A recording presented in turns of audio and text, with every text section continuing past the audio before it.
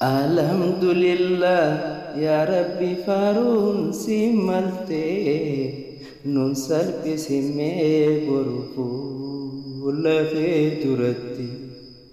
Alhamdulillah ya Rabbi farun simalte nun salphi simme borufu lafe turatti.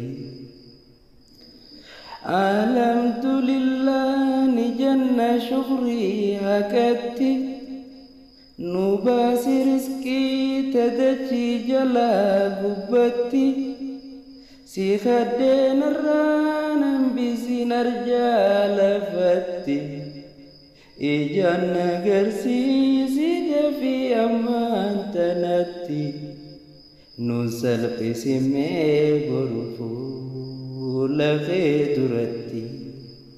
Alhamdulillah ya Rabbi farun simalte nun salphisimee borufu lafe turatti.